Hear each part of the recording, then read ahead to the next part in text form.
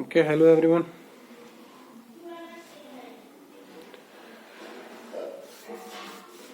तो अब सोचे क्या है कि अब हिंदी में बोलना है, बहुत हो गया अंग्रेजी। तो बोलना अब सिर्फ हिंदी है, ठीक है? क्योंकि काम करना है, भाषा इंपॉर्टेंट नहीं है। हमें हिंदी में बोले चाहे अंग्रेजी में बोले। तो अभी हम काम उठाए हैं और ये काम रहेगा मेरा कि जेई का पहले तो फिजिक्स, फिर बाकी अगर सब्जेक्ट कर पाए तो, लेकिन फिजिक्स अभी फिलहाल, ठीक है? क्योंकि फिजिक्स का ट्यूशन भी खोले बिहार जेट में।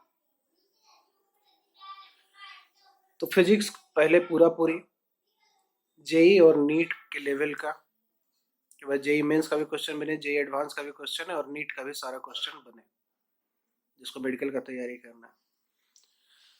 तो पहले पढ़ाएंगे, जो भी कंसेप्ट रहेगा सारा बताएंगे। और ज़्यादा मेन है प्रॉब्लम्स, तो जितना आपको प्रॉब्लम्स करना रहेगा उसका भी सारा कंसेप्ट बता दिया जाएगा, ठीक है? और उसके बाद जितना सारा प्रॉब्लम्स है उस सारा प्रॉब्लम्स को भी हम एलिबरेट करेंगे। जितना 20 ईयर्स का क्वेश्चन है सारा का सारा को किया जाएगा, ठीक है? तो चालू करते हैं। तो पहला चैप्टर है यूनिट एंड डायमेंशन, ठीक है? क्या क्या पढ़ना है इस चैप्टर में? तो पहला चीज यही है, एनसीईआरटी का पहला चैप्टर फिर है फिजिकल वर्ल्ड, और उसके बाद फिर यूनिट एंड मेजरमेंट्स। तो पहले फिजिकल वर्ल्ड को समझेंगे, फिर फंडामेंटल फोर्सेस इन नेचर कौन कौन सा है, और बाकी सब भित में जितना भी लिखा हुआ है, यूनिट और classification, errors, types of error, combination of error, significant digit, rounding off, dimension और उनका होमोजेनिटी, और लास्ट में स्क्रू गेज और वर्नियर कैलिपर, उसका क्वेश्चन, उसका कंसेप्ट, ठीक है? तो क्वेश्चन जितना भी रहेगा हम सारा प्रीवियस ईयर क्वेश्चन पेपर करेंगे, एक एक क्वेश्चन, कोई भी छोड़ा नहीं जाएगा। सारा जेई मेंस का क्वेश्चन, सारा नीट का क्वेश्चन, ठीक है? 20 साल का। तो पहला चीज है फिजिकल वर्ल्ड। तो फिजिक्स क्या है कि भाई फिजिक्स में पढ़ना क्या है? तो जो कुछ भी है वो फिजिक्स है। हिंदी में क्या बोलते हैं फिजिक्स को? भौतिकी, ठीक है? मतलब भू। तो जो कुछ भी है वो क्या है? फिजिक्स। तो अगर कोई भी चीज किसी चीज से बनता, किससे है? मास से बनेगा। जो भी चीज है उसमें मास होगा और साथ में चार्जेस भी होगा, ठीक है? अगर चार्जेस क्या है, दो टाइप का रहेगा, पॉजिटिव और निगेटिव। अगर दोनों positive, number of positive charges अगर नंबर ऑफ नेगेटिव चार्जेस के बराबर है, यानी कि बॉडी क्या रहेगा? न्यूट्रल। और अगर मान लो कि इलेक्ट्रॉन डिफिशियंट रहा, कि इलेक्ट्रॉन कम रहेगा, तो पॉजिटिव चार्जेस ज़्यादा होगा। अगर इलेक्ट्रॉन ज़्यादा रहा तो बॉडी नेगेटिवली चार्ज होगा। तो इसलिए फिजिकल वर्ल्ड में जो कुछ भी है वो मास और चार्ज से बना हुआ है, ठीक है? चार्ज भी इंडिविजुअल कभी भी एग्जिस्ट नहीं कर सकता है। मास होगा तभी चार्ज होगा, ठीक है? चार्ज के लिए मास होना जरूरी चीज है। तो इसलिए फिजिकल वर्ल्ड में जो कुछ भी है मास से रिलेटेड, जिसमें भी मास है और चार्ज है, वो सब क्या है? फिजिक्स के अंतर्गत है। अब जो फिजिक्स के अंतर्गत है तो फिजिक्स में हमको पढ़ना है फोर्सेस, कि वही फोर्स एक्सेलरेशन देगा, उसी कारण वेलोसिटी आएगा, वही मोशन है और उसी पे चल रहा है सब कुछ। तो बिना फोर्स के तो कुछ है नहीं। तो फोर्सेस ऑफ नेचर, तो जितना भी है, जैसे पहले ही बोल दिया कि जितना भी ऑब्जेक्ट है बना हुआ किससे है? मास से, या फिर मास के साथ चार्जेस रहेगा, ठीक है? तो जो भी फंडामेंटल फोर्सेस, यानी कि जो फंडामेंटल फोर्स है टोटल 4 है, तो वो भी किससे बना हुआ रहेगा? किससे रिलेटेड रहेगा? मास से और चार्जेस से। तो जैसे ग्रेविटेशनल फोर्स है, ये किसके साथ रिलेटेड है? मास के साथ। इसके अलावा जो इलेक्ट्रोमैग्नेटिक फोर्स, वो चार्ज के साथ।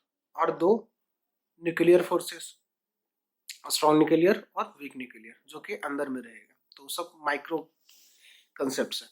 मेन आपको ग्रेविटेशनल फोर्स और इलेक्ट्रोमैग्नेटिक फोर्स को ही कंसिडर करना है, क्योंकि स्ट्रॉन्ग न्यूक्लियर फोर्स और weak nuclear force inside the nucleus रहता है, ठीक है? तो पहला चीज क्या है? Gravitational force. तो ग्रेविटेशनल फोर्स क्या है? अट्रैक्टिव फोर्स है, ठीक है। किसी भी दो बॉडीज के बीच में जिनके पास मास हो तो उनके बीच में क्या होगा? Gravitational force. कोई भी बॉडी हो, कोई भी बॉडी जिसके पास मास रहेगा वो दूसरे बॉडी पे ग्रेविटेशनल फोर्स लगाएगा या दूसरे बॉडी के कारण ग्रेविटेशनल फोर्स एक्सपीरियंस करेगा, ठीक है। तो कोई भी दो बॉडी है जिनके पास मास रहेगा वो एक दूसरे पे ग्रेविटेशनल फोर्स लगाएंगे और ये क्या है? अट्रैक्टिव फोर्स, ठीक है। यानी कि अगर एक बॉडी है तो दूसरा बॉडी को खींचेगा और दूसरा बॉडी पहले बॉडी को खींचेगा। तो इसका जो मैग्नीट्यूड है वो क्या है? Capital G into M1 into M2 by are square. Capital G क्या है? ग्रेविटेशनल कांस्टेंट, M1 और M2 mass of body 1 and mass of body 2, और आर स्क्वायर क्या है? Square of the distance between M1 and M2। अगर मान लो R है distance M1 और M2 के बीच में तो ये है आर स्क्वायर। अब जो ग्रेविटेशनल फोर्स है वो क्या है? इंडिपेंडेंट ऑफ मीडियम, मतलब कि मीडियम किस टाइप का है उससे उसको फर्क नहीं पड़ता है। मीडियम कुछ भी हो, मीडियम नहीं भी हो, उसको फर्क नहीं पड़ता है। आप पानी में डाल के रखो, चाहे ग्लास में डाल के रखो, चाहे सैंड में डाल के रखो, चाहे स्पेस में डाल के रखो, कि कोई मैटर नहीं, उससे फर्क नहीं पड़ता है फोर्स का, ठीक है। तो ये इंडिपेंडेंट ऑफ मीडियम है, किसी मीडियम के बीच में लाने से फोर्स पे अंतर नहीं पड़ेगा। उसके बाद फिर क्या है? ये नॉन कॉन्टैक्ट फोर्स है, ठीक है। कॉन्टैक्ट का होना जरूरी नहीं है कि दो बॉडी के बीच में कॉन्टैक्ट होगा तभी ग्रेविटेशनल फोर्स लगेगा, ऐसा बात नहीं है, ठीक है। दूसरा चीज है इलेक्ट्रोमैग्नेटिक फोर्स। ग्रेविटेशनल फोर्स हो गया, अब है इलेक्ट्रोमैग्नेटिक फोर्स। तो इलेक्ट्रिक मैग्नेटिक फोर्स किस में लगेगा? जब भी बॉडीज चार्ज होगा। चार्ज का मतलब या तो पॉजिटिवली चार्ज या फिर नेगेटिवली चार्ज।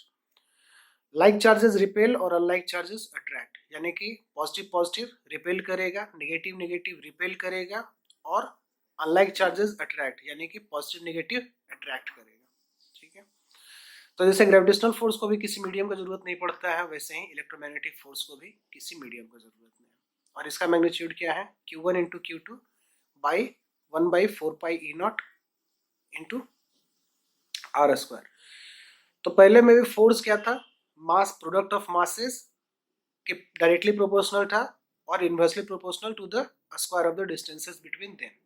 और इलेक्ट्रोमैग्नेटिक फोर्स क्या है? जो इलेक्ट्रोस्टैटिक फोर्स है, बेसिकली ये इलेक्ट्रोस्टैटिक फोर्स। तो ये क्या है? प्रोपोर्शनल है दोनों चार्ज के प्रोडक्ट के, और इनवर्सली प्रोपोर्शनल किसके है? Square of the distances between them. Third जो फंडामेंटल फोर्स है वो क्या है? Weak nuclear force. तो वीक न्यूक्लियर फोर्स हमको बीटा डिके में मिलता है, ठीक है। जब कोई भी न्यूक्लियस का बीटा डिके होता है तो हमको वीक न्यूक्लियर फोर्सेस देखने के लिए मिलता है, क्योंकि इसी के कारण बीटा डिके हो रहा है। तो बीटा डिके में होता क्या है कि न्यूक्लियस अपना इमिट करता है इलेक्ट्रॉन और न्यूट्रॉन को, ठीक है। न्यूक्लियस के अंदर होता क्या है? प्रोटॉन और न्यूट्रॉन, ठीक है। तो वही अपना टूटता है और क्या बनेगा? इलेक्ट्रॉन और न्यूट्रिनो। फोर्थ है स्ट्रॉन्ग न्यूक्लियर फोर्स। तो अब क्या है? ये है स्ट्रॉन्ग न्यूक्लियर फोर्स। तो अब न्यूक्लियस के अंदर क्या है? प्रोटॉन भी है और न्यूट्रॉन भी है। तो मान लो न्यूट्रॉन के पास तो कोई चार्ज नहीं है, लेकिन प्रोटॉन के पास तो चार्ज है और पॉजिटिवली चार्ज है, तो बाकी सब प्रोटॉन के साथ वो रिपेल करेगा, क्योंकि इलेक्ट्रोमैग्नेटिक फोर्स के कारण एक दूसरे को रिपेल करेगा। तो इस रिपल्सन को रोकने के लिए कौन सा दूसरा फोर्स रहता है? Strong nuclear force. इसी के कारण से न्यूक्लियस बचा हुआ रहता है, टूटता नहीं है, ठीक है। तो स्ट्रॉन्ग न्यूक्लियर फोर्स क्या है? प्रोटॉन और प्रोटॉन के बीच में भी है, न्यूट्रॉन न्यूट्रॉन के बीच में है, और न्यूट्रॉन और प्रोटॉन के बीच में है, और सब के बीच इक्वल अट्रैक्शन है, ठीक है। ये भी क्या है? अट्रैक्टिव फोर्स है। जैसे ग्रेविटेशनल फोर्स अट्रैक्टिव फोर्स है, स्ट्रॉन्ग न्यूक्लियर फोर्स भी अट्रैक्टिव फोर्स है। और इसका जो मैग्नीट्यूड है वो सेम है, प्रोटॉन प्रोटॉन के बीच में उतना ही है जितना न्यूट्रॉन न्यूट्रॉन के बीच में है, जितना कि न्यूट्रॉन और प्रोटॉन के बीच में, ठीक है। अब आते हैं यूनिट और मेजरमेंट्स पे। तो यूनिट किसको बोलते हैं भाई? किसी को भी आप मेजर करते हैं, जैसे आप मान लो किसी लिक्विड को मेजर कर रहे हैं तो लीटर में मेजर कीजिएगा, चाहे मीटर क्यूब में मेजर कीजिएगा, चाहे अगर कोई वजन को, किसी मास को अगर आप कर रहे हैं तो केजी में नापिएगा, कोई वजन नापते हैं, किसी का अगर फोर्स नापते हैं तो न्यूटन में नापते हैं। तो इसी को क्या बोलते हैं? यूनिट्स, इकाई, ठीक है।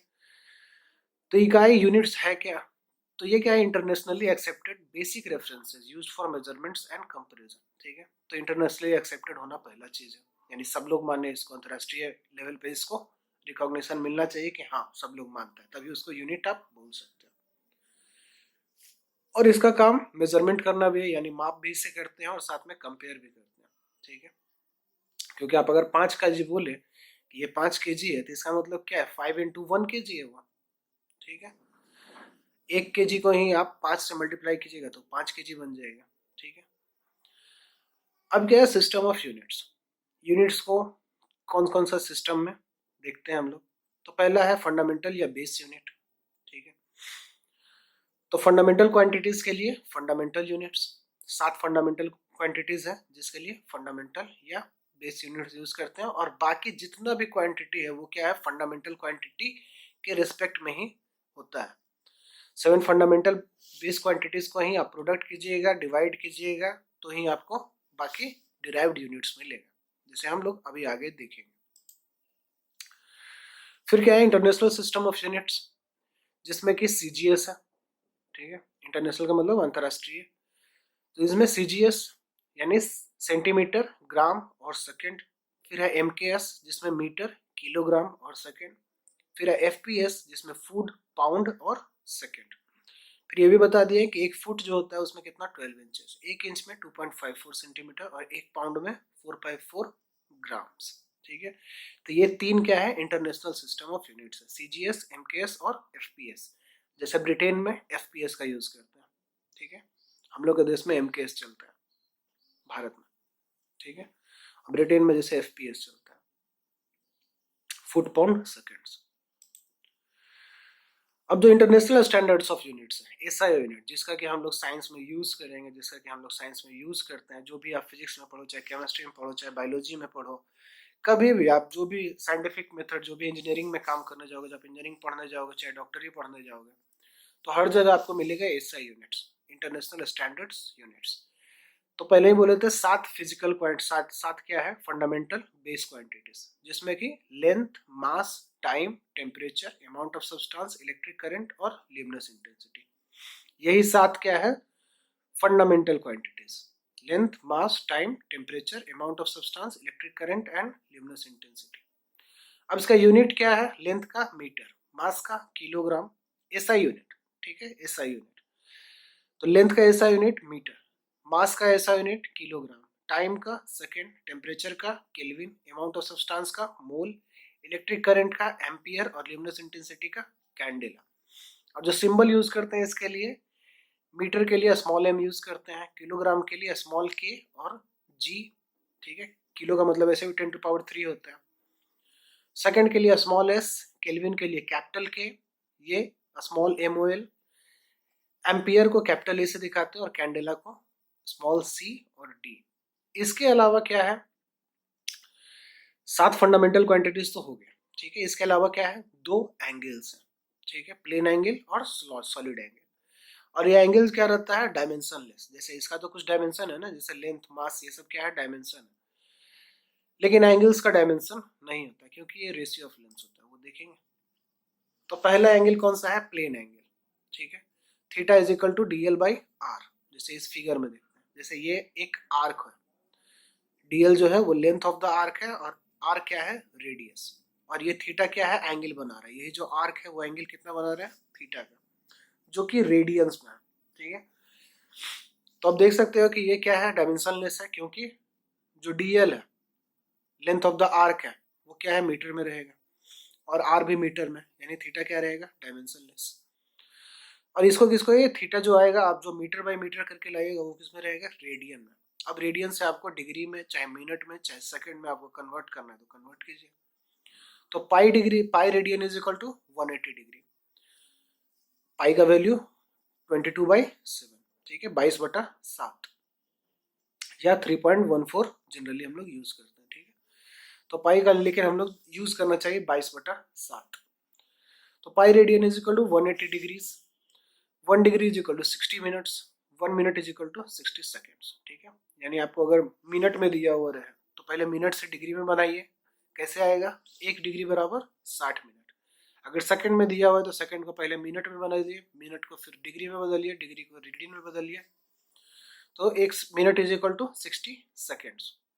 इसके अलावा कभी कोई क्वेश्चन में क्या है, आर्क मिनट या आर्क सेकंड दिया रहता है, तो वो बोल सेम ही रहा है, 1 मिनट को ही 1 आर्क मिनट बोलेंगे और 1 सेकंड को ही 1 आर्क सेकंड बोलेंगे, क्योंकि यही आर्क के कारण ही बन रहा है।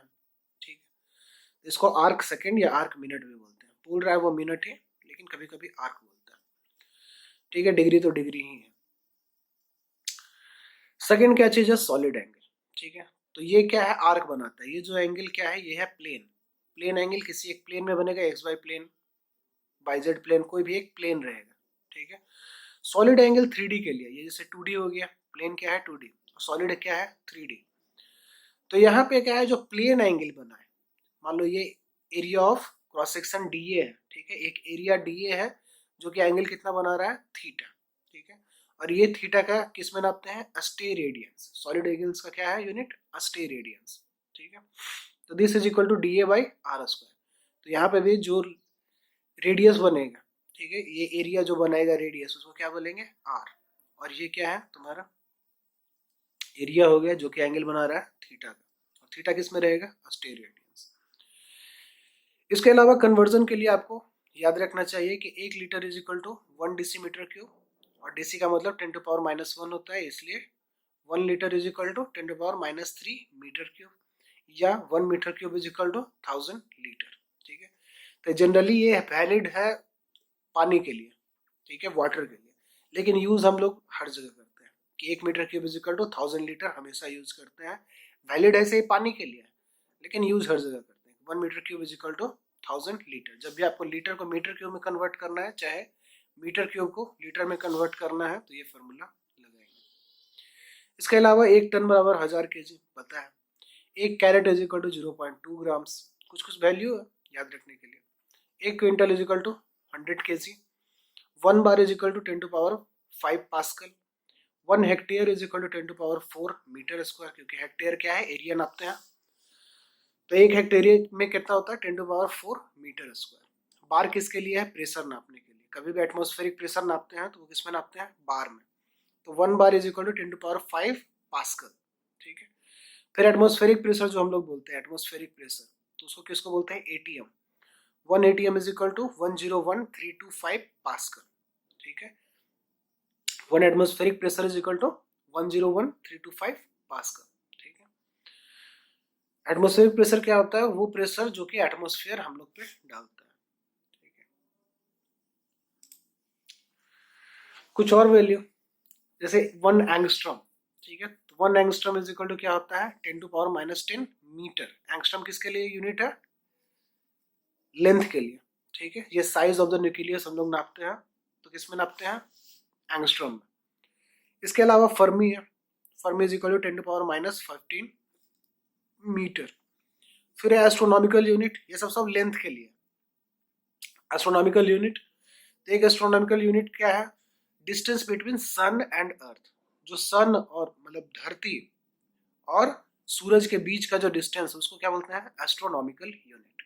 ठीक है, इसका वैल्यू कितना है? 0.1496 टेरा मीटर। ठीक है, टेरा का मतलब 10 टू पावर 12। ठीक है, यानी 1.496 इंटू 10 टू पावर 12 मीटर। फिर एक लाइट ईयर। एक लाइट ईयर क्या है? Distance travel by light in 1 year. ठीक है, तो जो भी डिस्टेंस लाइट 1 साल में ट्रेवल करता है उसको क्या बोलते हैं? Light year. तो लाइट का स्पीड कितना है? 3 लाख किलोमीटर पर सेकेंड, यानी 3 to the power 3 into 10 to power 8 metre per second. 365 दिन, फिर 365 दिन में 24 घंटा, फिर 1 घंटा में 60 मिनट, और 1 मिनट में 60 सेकेंड, यानी कि टोटल कितना हो जाएगा? दिस इज द वेलोसिटी, मतलब इतना वेलोसिटी और इतना टाइम इन सेकेंड्स। तो वैल्यू कितना आएगा? 9.46 10 टू पावर 15 मीटर। वैल्यू याद करने का जरूरत नहीं है, बस आप ये याद रखिए कि चीज क्या है। ठीक है, लाइट ईयर बोलते हैं किसका? तो distance travel by light in 1 year को क्या बोलते हैं? By light in 1 year is light year. Speed of light को कैपिटल स्मॉल सी से दिखाते हैं, जिसका वैल्यू क्या है? 3 into 10 to power 8 metre per second. फिर एक चीज बोलते हैं पारसेक। ठीक है, पारसेक भी एक यूनिट है लेंथ का। तो पारसेक क्या है? कि जब रेडियस ऑफ अर्थ 1 सेकेंड का जो एंगल बनाता है, वो आर्क को क्या बोलते हैं? 1 पारसेक। ठीक है, तो अब रेडियस ऑफ अर्थ कितना है? 12.6 बाई 2, क्योंकि ये क्या है? डायमीटर है। 12.6 मेगा मीटर। 10 टू मेगा का मतलब 10 टू पावर 6।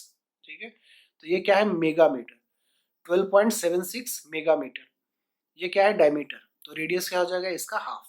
ठीक है। और ये क्या है? 1 सेकेंड। तो पैरेलैक्स से फिर से निकल जाएगा, 1 second is equal to 1 parsec divided by radius of the earth. ठीक है, तो उससे निकल जाएगा आपका 1 परसेक। फिर क्या है? मास जो चीज है, मास के बारे में इतना बात हुआ। तो मास क्या है कि ये फंक्शन नहीं है टाइम का, चाहे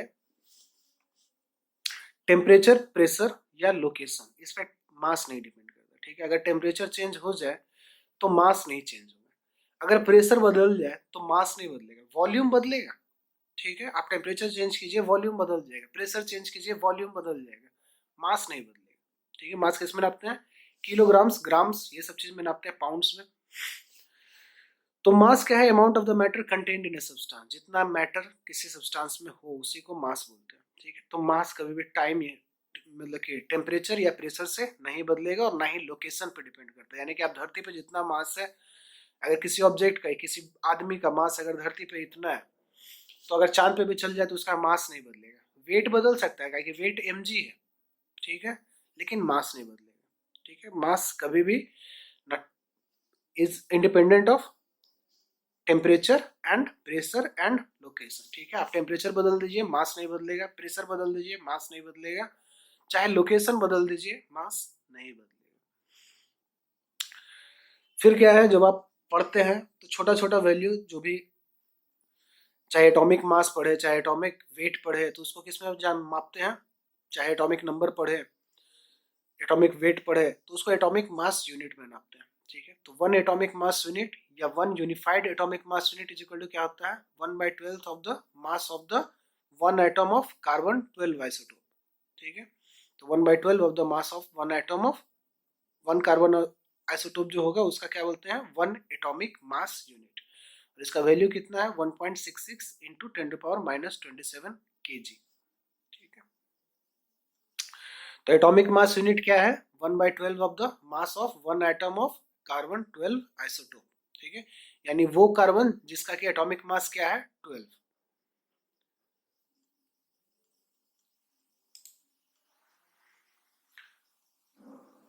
एक एटम का मास है। ठीक है, अब आते हैं इरर्स में। ठीक है, इरर्स इन द मेजरमेंट। तो इरर क्या है? गलती, यानी गलती कि कोई भी मेजरमेंट करने में। ठीक है, तो पहला चीज है एक्यूरेसी। गलती जब बोल रहे हो तो पहले एक्यूरेसी भी बोल दो कि एक्यूरेसी क्या है। ठीक है, तो कोई भी वैल्यू, जैसे दो चीज में बोलते हैं, एक्यूरेसी और प्रिसीजन। ठीक है, तो एक्यूरेसी का मतलब क्या है कि एकदम ट्रू वैल्यू, जो रियल वैल्यू है उसके कितना क्लोज में आप मेजर करके लेके हैं। ठीक है, मान लो अगर कोई वैल्यू अगर 2 सेंटीमीटर का है और आप लेके आए हैं वैल्यू, आप जो नापे हैं उसके हिसाब से वैल्यू है 1.99, और दूसरा कोई नापा है तो वैल्यू आया है 1.97, तो वैल्यू आपका ज्यादा एक्यूरेट है क्योंकि आपका ज्यादा क्लोज है। दो के पास 1.99 ज्यादा क्लोज है, तो एक्यूरेट आपका वैल्यू है। ठीक है, फिर है प्रिसीजन। प्रिसीजन का मतलब क्या है कि जिस लिमिट या जिस रिजोल्यूशन से आप मेजरमेंट किए हो उसको क्या बोलते हैं? प्रिसीजन। तो मान लो अगर कोई सेंटीमीटर से नापा, ठीक है, कोई मिलीमीटर से नापा, यानी कि उसका लिमिट क्या था? मिलीमीटर में, वो जो भी वैल्यू उसका जो लिमिट रहा वो मिलीमीटर में था। कोई सेंटीमीटर से नापा, कोई मीटर से नापा, तो इसको क्या बोलते हैं? रिजोल्यूशन। ठीक है, कि किस रिजोल्यूशन से मेजरमेंट हुआ उसको क्या बोलते हैं? प्रिसीजन। जैसे एग्जांपल से समझते हैं, जैसे ट्रू वैल्यू है 3.6 का, यानी 3.6। ठीक है, ये है ट्रू वैल्यू। एक आदमी मेजर किया जो कि है 3.58। ठीक है, दूसरा आदमी मेजर किया जो कि वैल्यू है 3.338। तो वैल्यू क्या है? ये जो 3.58 है वो 3.6 के ज्यादा करीब है, तो एक्यूरेट वैल्यू पहला है। ठीक है, और दूसरा वैल्यू लेस एक्यूरेट है, यानी पहला वैल्यू मोर एक्यूरेट है और सेकंड वैल्यू लेस एक्यूरेट है। लेकिन अगर बात प्रिसीजन का देखा जाए तो इसका प्रिसीजन 0.01 का है, जबकि इसका प्रिसीजन 0.001 का है। ठीक है, 3 डिसमल, डिसमल के बाद 3 डिजिट है और यहाँ डिसमल के बाद सिर्फ 2 डिजिट है, तो ये इसका प्रिसीजन क्या है? कम है, और सेकंड का प्रिसीजन ज्यादा है। ठीक है। तो भले ही इसका लेस एक्यूरेट है लेकिन इसका प्रिसीजन ज्यादा है। ठीक है। तो प्रिसीजन का मतलब क्या होता है, किस लिमिट किस रेजोल्यूशन पे आप किए हैं। ठीक है। जैसे ये क्या है, इसका रेजोल्यूशन ज्यादा है। ठीक है। डिसिमल के बाद 3 डिजिट। ठीक है, यानी 1/1000 है, और जबकि ये क्या है 1/100। ठीक है।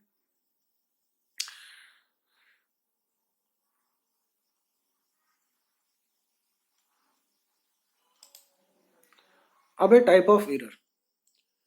तो टाइप ऑफ एरर क्या है, दो टाइप का एरर होता है। एक है सिस्टमेटिक एरर, जिसको कि रेगुलर एरर भी बोलते हैं। ठीक है। अगर सिस्टम ही खराब रहे तो रेगुलर हमेशा होते रहेगा। ठीक है। अगर सिस्टम में ही प्रॉब्लम है तो हमेशा से दिक्कत होगी, इसलिए रेगुलर एरर है, सिस्टम को ही बदलिए। तो पहला है सिस्टमेटिक एरर। जो सिस्टम के कारण गलती हो वो क्या रहेगा, सिस्टमेटिक एरर, और वो रेगुलर होते रहेगा। अगर सिस्टम में ही प्रॉब्लम है तो रेगुलर हमेशा आते रहेगा, एरर हमेशा होते रहेगा, गलती हमेशा होती रहेगा। ठीक है। तो सिस्टमेटिक एरर में पहला क्या है, इंस्ट्रूमेंट का एरर। कि अगर मान लो कि अगर इंस्ट्रूमेंट जिससे आप मेजरमेंट कर रहे थे अगर वही गलत है तो हमेशा मेजरमेंट का वैल्यू ही गलत आएगा। ठीक है। तो इसके लिए क्या होता है, कैलिब्रेशन, हमेशा कैलिब्रेट किया जाता है। कोई भी मेजरने जो भी मेजरिंग इंस्ट्रूमेंट रहता है उसको क्या करते हैं, कैलिब्रेशन करते हैं उसका। और उसका डिजाइन भी सही होना चाहिए, यानी कि पहला ही बार जो आप खरीदे वो एक सही मेजरमेंट वैल्यू आप मेजरिंग डिवाइस खरीदिए ताकि उससे सही मेजरमेंट हो सके। तो पहला क्या है, इंस्ट्रूमेंट का ही प्रॉब्लम, या तो उसका कैलिब्रेशन का प्रॉब्लम हो चाहे उसके डिजाइन का प्रॉब्लम हो। दूसरा क्या है, प्रोसेस का प्रॉब्लम, कि जिस प्रोसेस से आपको मेजरमेंट करना था आपको प्रोसेस ही गलत पता है, जिस टाइप से आपको मेजर करना था आप मेजर ही गलत कर रहे हो। तो प्रोसेस में ही प्रॉब्लम रहे, आप तरीका ही गलत यूज कीजिएगा तो भी प्रॉब्लम है। उसके बाद फिर क्या है, पर्सनल एरर, कि कोई आदमी का पर्सनल है कि जिस चीज को करना किसी और तरीके से चाहिए वो कर रहा है किसी और तरीके से। अब जैसे पैरालैक्स, भाई अगर थर्मामीटर देखना है तो थर्मामीटर के ऊपर चढ़ के आपको थर्मामीटर देखना है, ऐसे नीचे। ठीक है। आप अगर ऐसे करके देखिएगा थर्मामीटर तो आपको गलत रीडिंग दिखेगा। आपको जब भी देखना है तो थर्मामीटर ऐसे करके, ताकि पैरालैक्स एरर नहीं है। ठीक है। तो पैरालैक्स में क्या होता है कि change in line of site creates error. ठीक है, यही था आपका रेडियस। तो इस रेडियस से आप देख रहे हैं और इस रेडियस से आप देखेंगे। ठीक है, यानी कि अगर थीटा का वैल्यू अगर चेंज हो गया तो ये पैरालैक्स एरर डीएल का आ जाएगा। ठीक है, ये आप पहले ही पढ़ चुके हो। ठीक है, theta DL by D R less than much less than 1 होता है। ठीक है, जो कि थीटा किस में रहेगा, रेडियन, और यही क्या है, पैरालैक्स। ठीक है। तो सिस्टमैटिक एरर हो गया कि यानी कि या तो इंस्ट्रूमेंट में ही प्रॉब्लम, जिससे मेजर करने के लिए बोला गया था वही गड़बड़ है, चाहे जो प्रोसेस बताया गया वही गड़बड़ है, चाहे जो आदमी नाप रहा है वही गलत टाइप से नाप रहा है, जैसे नापना चाहिए उसे अगर नहीं नापेगा तो उसमें भी प्रॉब्लम होगा। तो ये अगर सिस्टम में प्रॉब्लम रहेगा तो क्या है, रेगुलर हमेशा आते रहेगा, प्रॉब्लम हमेशा आते रहेगा। ठीक है, इसलिए इसको रेगुलर एरर भी बोलते हैं। फिर क्या है, रैंडम एरर्स या इरेगुलर एरर्स। ठीक है, तो ये रेगुलर नहीं होगा। ठीक है, ये इस टाइप का एरर क्या है, रेगुलर नहीं होगा, हमेशा नहीं होगा, कभी कभार होगा। ठीक है, रैंडम होगा।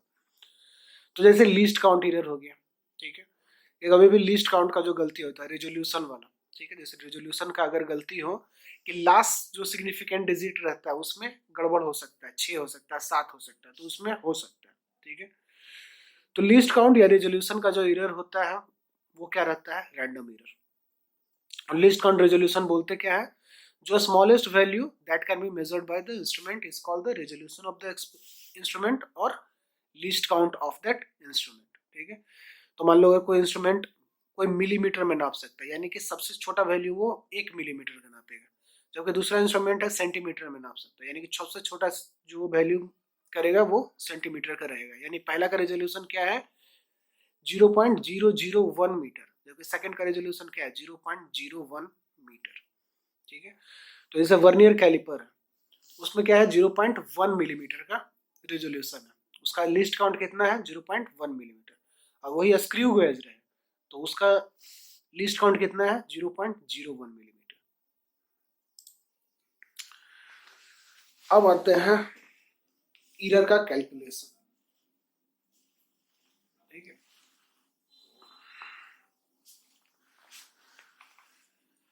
कि एरर को कैलकुलेट करना। तो मान लो आपके पास n मेजरमेंट्स दिया है, ए से लेके n तक।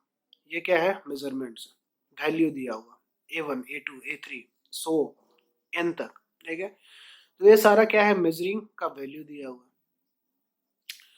तो इसका पहले मीन निकालिए, औसत निकालिए, ठीक है, एवरेज, मीन, ठीक है। तो पहले औसत निकालेंगे, तो सबको जोड़ो, ठीक है, समेशन ऑफ ए आई, 1 से लेके n तक सबको जोड़ो और डिवाइड करो जितना भी वैल्यू रहे। n वैल्यू है तो डिवाइड किए उससे, सबको जोड़ने के बाद जितना वैल्यू था उससे डिवाइड किए, तो क्या निकला, मीन या एवरेज, जिसको कि औसत भी बोलते हैं, ठीक है।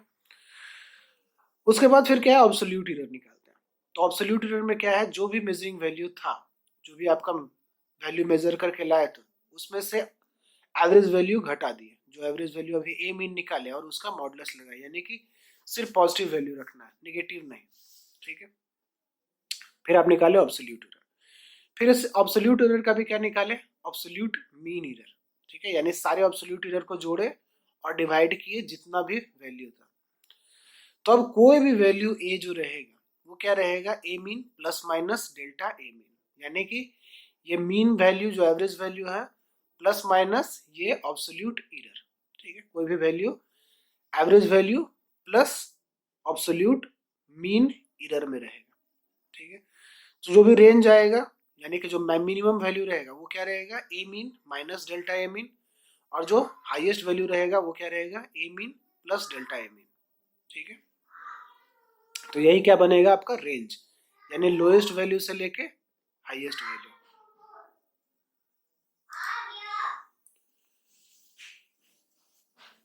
अब है रिलेटिव एरर, ठीक है।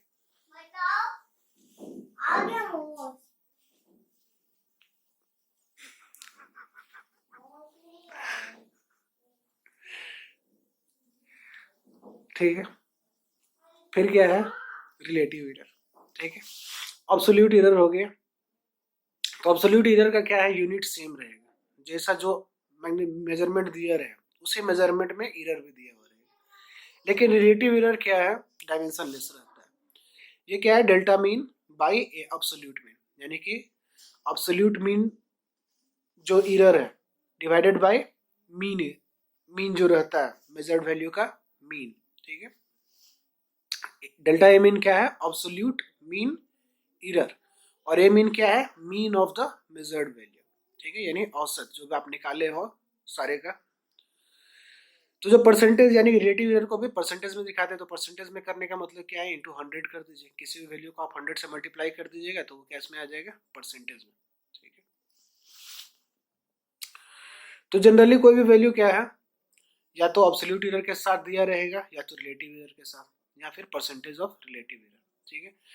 तो अभी जैसे पिछला पूरा जो दिखाया मेजर्ड वैल्यू इतना सारा ये सब वो सब, तो आपको डेल्टा मीन नहीं देता है, बहुत कम क्वेश्चन में आपको डेल्टा मीन निकालने के लिए बोलेगा, ठीक है, चाहे ए मीन जो रहेगा वो निकालने के लिए, ठीक है।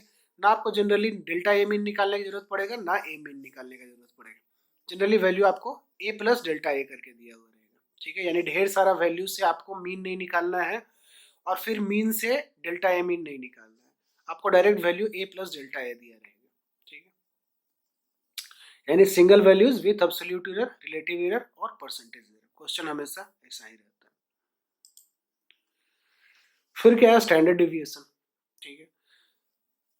एब्सोल्यूट एरर समझ गया, रिलेटिव एरर समझ गया, फिर है स्टैंडर्ड डिविएशन। तो मान लो कोई वैल्यूज दिया हुआ रहे x से लेके n तक, ठीक है, x1 x2 xn सब दिया रहे, तो पहले आप मीन या एवरेज निकालो, जैसा बोले थे सब वैल्यू का ऐड करो और डिवाइड करो जितना वैल्यू रहे, sum of the values divided by the number of the values. तो standard deviation is equal to क्या आता है, square root of 1 by summation of xi minus x bar का होल स्क्वायर, ठीक है। तो xi क्या है, इंडिविजुअल वैल्यू जो भी दिया हुआ है, x1 रहे x2 रहे x3 रहे, सारा क्या है xi, और उसमें से आप एवरेज वैल्यू घटाओ x बार जो है, ठीक है, और सबका समेशन करो और होल स्क्वायर, मतलब सबका होल स्क्वायर करने के बाद समेशन करो, यानी कि x1 minus x bar plus x2 minus x bar का होल स्क्वायर, सबका होल स्क्वायर भी रहेगा, ठीक है। x1 माइनस x बार का whole square plus x2 minus x bar का whole square plus x3 minus x bar का whole square, ऐसे ऐसे करके सबको ऐड करो, सबके स्क्वायर वैल्यू को, और डिवाइड करो n से, यानी n क्या है, जितना भी वैल्यू था। अब स्टैंडर्ड डिविएशन का स्क्वायर करोगे तो आपको वैल्यू क्या मिलता है, वेरिएंस। सिग्मा स्क्वायर को क्या बोलते हैं, वेरिएंस। ये क्या है, सिग्मा, स्टैंडर्ड डिविएशन को इसमें दिखाते हैं सिग्मा से। और कोई भी वैल्यू आपको दिया रहे तो वो क्या है, एवरेज वैल्यू और plus minus standard deviation. Plus का मतलब हाईएस्ट वैल्यू और माइनस का मतलब लोएस्ट वैल्यू, ठीक है, जो रेंज आएगा, ठीक है। यानी किसी भी एवरेज वैल्यू में आप स्टैंडर्ड डिविएशन घटाएंगे तो आपको क्या मिलेगा, लोएस्ट वैल्यू, और कोई भी एवरेज वैल्यू में आप स्टैंडर्ड डिविएशन को जोड़िएगा तो आपको क्या मिलेगा, हाईएस्ट वैल्यू, ठीक है। और यही सिग्मा क्या है, अनसर्टेनिटी। स्टैंडर्ड डिविएशन ही क्या है, अनसर्टेनिटी। तो अब क्या 95% वैल्यू लाई करता है एक्स बार प्लस 1.96 सिग्मा में, और 100% लाई करेगा एक्स बार प्लस 3 सिग्मा। तो यही है 3 सिग्मा रूल, ठीक है, कि मीन वैल्यू या average value plus minus 3 sigma will give the all the values, ठीक है। मतलब सारा वैल्यूज इसी रेंज में होता है, ठीक है। एवरेज वैल्यू में आप 3 सिग्मा ऐड कर दो, चाहे एवरेज वैल्यू में 3 सिग्मा घटा दो, घटाओगे तो आपको लोएस्ट वैल्यू मिलेगा और ऐड करोगे तो आपको हाईएस्ट वैल्यू मिलेगा। अब एरर को जोड़ना, घटाना, चाहे भाग करना या गुना करना, ठीक है। तो कॉम्बिनेशन ऑफ एरर्स, तो एडिशन और सब्सट्रैक्शन ऑफ मेजरमेंट, जब आप मेजरमेंट को ऐड या सब्सट्रैक्ट करते हो तो उसमें रिलेटिव एरर ऐड होता है, ठीक है। चाहे आप ऐड करो चाहे सब्सट्रैक्ट करो, उसमें जो रिलेटिव एरर रहेगा वो क्या होगा, ऐड हो जाएगा। जैसे मान लो एक मेजरमेंट दिया हुआ है a plus minus delta a, और दूसरा दिया हुआ है b plus minus delta b, ठीक है। तो a क्या हो गया, तुम्हारा एवरेज वैल्यू, और ये डेल्टा a क्या है, एब्सोल्यूट एरर, ठीक है। यहाँ पे b क्या है, जो वैल्यू रहे b का, और डेल्टा b क्या है, एब्सोल्यूट एरर, ठीक है। और दोनों का यूनिट सेम रहेगा, ठीक है, एब्सोल्यूट एरर और जो मेजर्ड वैल्यू रहेगा। तो इसका जो एडिशन होगा वो a प्लस बी, यानी जो वैल्यू रहेगा वो ऐड कर जाएगा, और जो रिलेटिव एरर है, जो एब्सोल्यूट एरर है, वो भी ऐड हो जाएगा। तो डेल्टा ए और डेल्टा बी ऐड हो जाएगा। अगर माइनस करना है, यानी a plus delta a minus b plus minus delta b अगर करें तो a और b सब्सट्रैक्ट हो जाएगा और एब्सोल्यूट एरर फिर से ऐड ही हो जाएगा, ठीक है।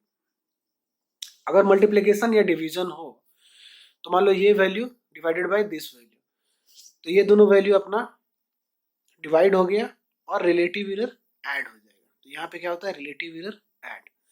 मल्टीप्लाई भी कीजिएगा तो वैल्यू जो रहेगा वो तो मल्टीप्लाइड होगा, लेकिन जो एरर है वो क्या होगा, ऐड होगा। और कौन सा एरर ऐड होगा, रिलेटिव एरर।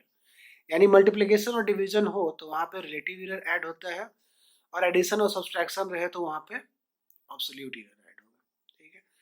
ये कंसेप्ट है, हमेशा इसको याद रखिए, काहे कि ये पूरा जेईई मेंस में इसी से सारा कंसेप्ट पे क्वेश्चन बनना है, और वो सब कंसेप्ट क्लियर हो जाएगा जैसे जैसे क्वेश्चन बनते जाएगा। लेकिन इस बात को पहले से समझ लीजिए, जब भी वैल्यू अगर ऐड होगा चाहे सब्सट्रैक्ट होगा तो रिलेटिव एरर ऐड हो जाएगा दोनों केस में। अब चाहे वैल्यू डिवाइड कीजिए चाहे मल्टीप्लाई कीजिए, हमेशा रिलेटिव एरर ऐड हो जाएगा, ठीक। फिर अगर रेज टू पावर, अब a to the power m b to the power n divided by c to the power p रहे, यानी a to the power m b to the power m c to the power minus p। तो यहाँ भी क्या है, multiplication हो रहा है और डिवीजन हो रहा है, तो यहाँ पे भी कौन सा एरर आएगा, रिलेटिव एरर। और जो भी इसका इंडेक्स रहेगा, जिसका भी पावर रहेगा, वो पावर क्या रहेगा, मल्टीप्लाइड रहेगा उस रिलेटिव एरर के साथ, ठीक है। तो relative error of the result क्या आएगा, m delta a plus n delta b by b। ये रिलेटिव एरर है b का, delta a by a relative error है a का, और डेल्टा c बाई c क्या है, रिलेटिव एरर है c का, और p पावर है c का, n पावर है b का, और b पावर है a का, ठीक है। तो पावर भी मल्टीप्लाइड हो गया, और इंटू 100 कर दो तो आपको परसेंटेज में रिलेटिव एरर मिलेगा। तो क्वेश्चन में कभी कभी क्या है, एरर एक्यूरेसी या रेजोल्यूशन देते रहता है, ठीक है, कि इतना एक्यूरेसी है, इतना एरर है, या इतना रेजोल्यूशन है। तो बोल वो सेम रहा है, वो एरर के बारे में ही बोल रहा है, ठीक है। एब्सोल्यूट एरर चाहे रिलेटिव एरर, जो भी बोल रहा है वो बहुत बात कर रहा है एरर के बारे में, ठीक है। तो क्वेश्चन में कभी आपको एरर बोले, चाहे एक्यूरेसी बोले, चाहे रेजोल्यूशन बोले, आप समझिए क्यों एरर ही बोल रहा है, ठीक है। मतलब कि फॉर्मूला आपको यही सब लगाना है, एडिशन सब्सट्रैक्शन अगर करना है या मल्टीप्लिकेशन डिवीजन करना है तो। अब सिग्निफिकेंट फिगर्स, ठीक है, या सिग्निफिकेंट डिजिट्स। तो अब क्या है, पहला चीज कोई भी जैसे कि वैल्यू आप मेजर्ड वैल्यू आप लिखते हो तो कुछ वैल्यू लिखोगे 2.314 वगैरह वगैरह, तो उसमें कौन सा सिग्निफिकेंट डिजिट है, ठीक है, क्योंकि सिग्निफिकेंट डिजिट मैटर करेगा। क्यों मैटर करेगा वो भी आगे पता चलेगा, ठीक है। कोई भी मेजर्ड वैल्यू जो भी रिजल्ट रहता है उसमें सिग्निफिकेंट डिजिट का ही काम आता है। तो अब सिग्निफिकेंट डिजिट कौन कौन सा डिजिट सिग्निफिकेंट होता है, ठीक है। तो all non zero digits are significant, ठीक है। अगर कोई भी अगर नॉन जीरो डिजिट है, ठीक है, अगर जीरो नहीं है, कोई भी अगर मेजर्ड वैल्यू लिखा हुआ है, ठीक है, तो उसमें अगर जीरो अगर नहीं है, सारा वैल्यू अगर लिखा हुआ तो वो क्या है, सारा का सारा सिग्निफिकेंट रहेगा। जैसे 1 2 3 4 है, 1.234 है, चाहे 12.34 है, तो ये सारा में क्या है, सारा का सारा सिग्निफिकेंट डिजिट है, यानी कि 4 सिग्निफिकेंट डिजिट, 1 2 3 4, 1.234 और 12.34। इस सब में नंबर ऑफ सिग्निफिकेंट डिजिट्स कितना है, 4। फिर क्या है, all zeros between non zero digits are significant, यानी अगर नॉन जीरो डिजिट्स के बीच में अगर जीरो लिखा हुआ रहे तो वो भी सिग्निफिकेंट बन जाएगा। चाहे 1.004 है तो इसमें भी 4 सिग्निफिकेंट डिजिट, 2.0007 है तो इसमें 5 सिग्निफिकेंट डिजिट, ठीक है। पहला में 3 सिग्निफिकेंट, दूसरे में 4 और तीसरे में 5, ठीक है। अगर जीरो अगर कोई नंबर रहे वो 1 से कम रहे, ठीक है, तो जीरो जो स्टार्टिंग में रहेगा उसका वैल्यू नहीं है, वो क्या रहेगा, सिग्निफिकेंट नहीं है, नॉन सिग्निफिकेंट है। जैसे एग्जांपल में माइनस ऑफ 0 पॉइंट या जीरो समझो, सिर्फ 0.0012, तो ये शुरू का 3 जो है वो सिग्निफिकेंट नहीं है। यहाँ पे भी शुरू का जो जितना भी जीरो है वो क्या है, सिग्निफिकेंट नहीं है। ये सब भी सिग्निफिकेंट नहीं है। तो सब में भी नंबर ऑफ सिग्निफिकेंट डिजिट कितना है, सिर्फ 2, यानी नॉन जीरो डिजिट्स जो है वो सब, ठीक है। तो कोई भी नंबर अगर 1 से कम रहे तो यानी कि जो शुरू में अगर जीरो अगर लिखा रहे हैं तो वो सारा जीरो क्या रहेगा, इनसिग्निफिकेंट। फिर क्या है, trailing zero after a non zero digits in non decimal number are not significant. अगर किसी भी डिजिट में नंबर में डेसिमल अगर नहीं लगा हुआ, ठीक है, अगर डेसिमल डिजिट्स में नहीं लिखा हुआ और लास्ट में ढेर सारा जीरो लिखा हुआ है, तो जितना भी जीरो लिखा हुआ है सारा का सारा इनसिग्निफिकेंट है, अगर सिग्निफिकेंट नहीं है। जैसे इसमें क्या है, सिर्फ 3 सिग्निफिकेंट है, बाकी जितना भी जीरो बाद में लिखा हुआ है वो सब इनसिग्निफिकेंट है, इसमें 2, ठीक है। अगर डेसिमल पॉइंट लगा रहे और उसके बाद आप जीरो बैठा रहे हैं तो फिर जितना भी जीरो आप बैठाइए वो सारा का सारा सिग्निफिकेंट है। जैसे यहाँ पे क्या है, डिसमल के बाद जीरो आ रहा है तो सिग्निफिकेंट है, यहाँ भी डिसमल के बाद जीरो आ रहा है सिग्निफिकेंट है, यहाँ भी डिसमल के बाद जीरो आ रहा है तो सिग्निफिकेंट है। तो पहला 3 सिग्निफिकेंट डिजिट है, दूसरा भी 3 सिग्निफिकेंट डिजिट है, तीसरा 1 2 3 4 5 6 7 और 8 सिग्निफिकेंट डिजिट। फिर इसमें 4 सिग्निफिकेंट डिजिट, ठीक है।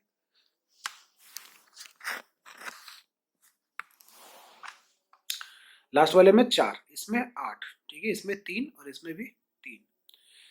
फिर changing the unit do not change the number of significant figures, ठीक है। आप अगर यूनिट बदल देते हो, कोई अगर मीटर में उसको आप सेंटीमीटर में कर दो, चाहे सेंटीमीटर में आप मिलीमीटर में कर दो, तो आप यूनिट अगर बदल दोगे तो उससे सिग्निफिकेंट डिजिट नहीं बदलेगा। यानी मान लो आप 120 मिलीमीटर लिख रहे हो, आपको सेंटीमीटर में कन्वर्ट करना है तो आपको सिग्निफिकेंट डिजिट नहीं बदलना है, क्योंकि जैसे इसमें भी 2 सिग्निफिकेंट डिजिट है और इसमें भी 2 और इसमें भी, ठीक है। तो जैसे ये 1 2 0 है, ठीक है, तो सिग्निफिकेंट डिजिट कितना है इसमें, 2 ही है, ठीक है। इसमें कितना हो जाएगा, 3 हो जाएगा और इसमें भी 3, ठीक है।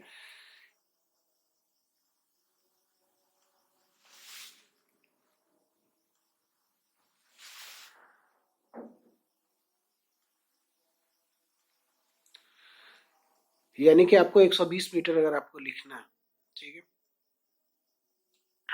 तो इसको आप क्या लिखिएगा, 120 मिलीमीटर आप जब लिखिएगा तो ये क्या है, 3 सिग्निफिकेंट डिजिट है कि 2 सिग्निफिकेंट,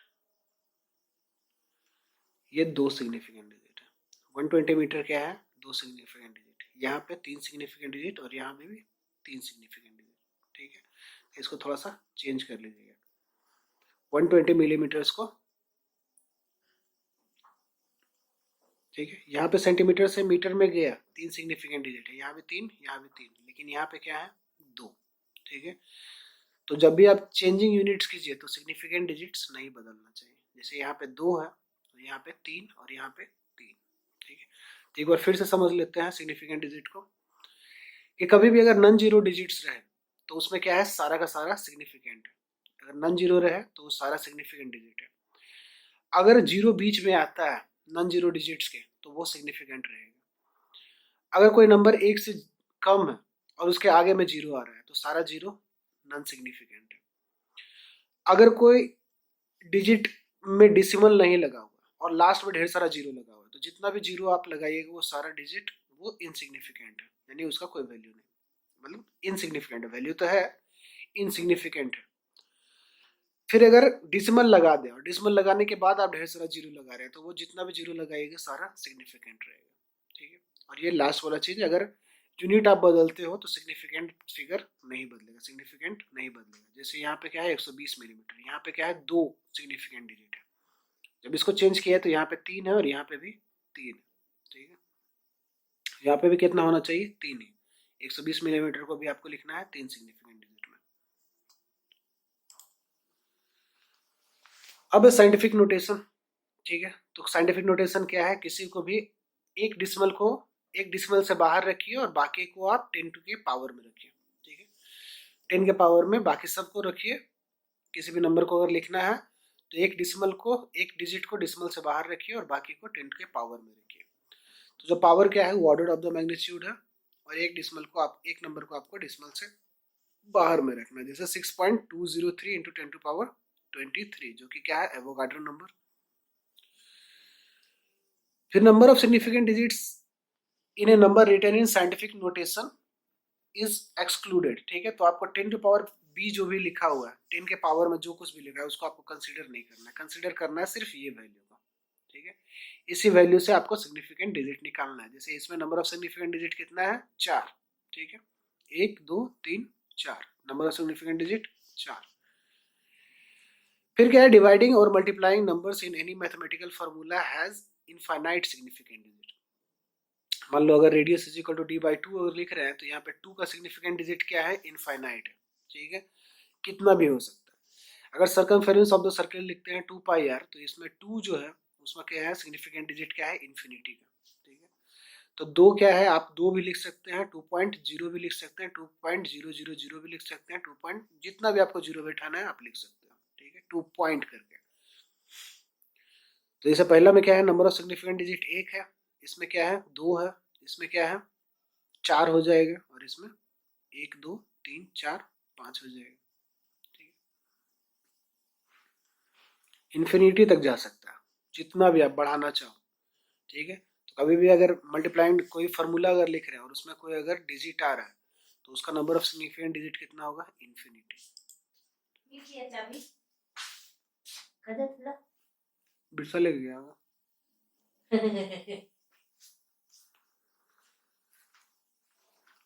अब राउंडिंग ऑफ अनसर्टेन डिजिट्स। तो कोई भी अगर सिग्निफिकेंट डिजिट लिखते हैं तो उसका जो सबसे लास्ट वैल्यू रहता है वो क्या रहता है, इनसिग्निफिकेंट। जैसे मान लो कि ये 6203 लिखे तो ये लास्ट का जो वैल्यू है वो क्या है, इनसिग्निफिकेंट।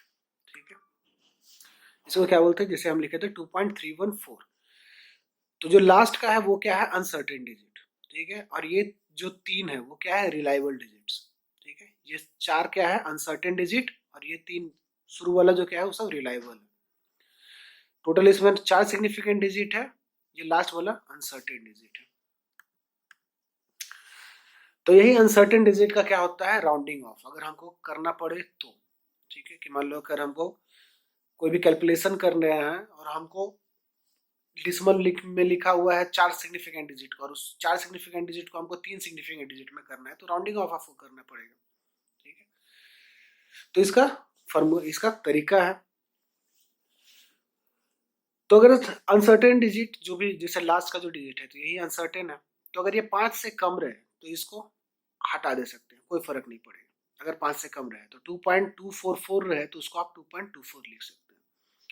अगर लास्ट का जो अनसर्टेन डिजिट है वो 5 से ज्यादा रहे तो जो हटेगा तो उसके बाद वाला जो रहेगा वो 1 बढ़ जाएगा। तो 2.246 किस में बदल जाएगा, 2.25 में, क्योंकि 6 हटा और 4 को बदल दिया वो 5 में। ठीक है, तो 4 सिग्निफिकेंट से ही बदल गया 3 सिग्निफिकेंट में। ऊपर वाला भी 4 से हो गया 3 में, लेकिन राउंडिंग ऑफ नहीं हुआ। क्यों? क्योंकि 5 से कम था, ये 5 से ज्यादा था, इसलिए राउंडिंग ऑफ हुआ। अगर लास्ट का अनसर्टेन डिजिट 5 रहे, ठीक है, तो वैल्यू बदलेगा तब जब ये ऑड रहे, यानी जो एक बढ़ेगा तब जब वैल्यू ऑड रहे। ठीक है, जैसे अगर ये ऑड वैल्यू 5 है तो ये बदल गया 6 में, लेकिन 4 ऑड नहीं है, ये इवन है। ठीक है, तो इवन में कोई चेंजेस नहीं आएगा। 2.245 किस में रहेगा, 2.24, और ये 2.255 किस में बदल जाएगा, 2.26। अब क्या है, rules for arithmetic operation with significant digit. ठीक है, तो अब सिग्निफिकेंट डिजिट के साथ अगर अरिथमेटिक ऑपरेशन करना है तो क्या रूल है। तो रूल ये है कि आप अगर एडिशन या सब्सट्रैक्शन करते हैं तो जो रिजल्ट आएगा उसमें क्या रहेगा, लीस्ट सिग्निफिकेंट लीस्ट डिजिट रहेगा आफ्टर डिसिमल। यानी मान लो कि 4.314 जोड़ रहे हैं 1.234 के साथ, 0.73, 0.8 के साथ, तो डिसिमल के बाद जो एडिशन हम कर रहे हैं, चाहे सब्सट्रैक्शन जो भी कर रहे हैं, तो यहाँ पे एडिशन हो रहा है और साथ में एक सब्सट्रैक्शन भी हो रहा है, तो जो रिजल्ट आएगा उसके पास डिसिमल के बाद एक ही अंक होना चाहिए।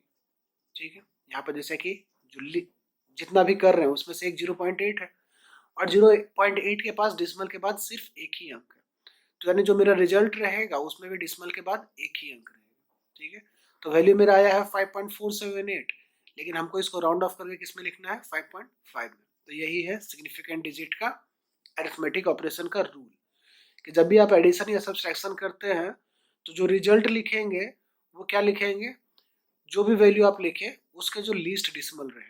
ठीक है, डिसिमल के पास जिसके पास सबसे कम रहेगा उसी के हिसाब से रिजल्ट लिखा जाएगा।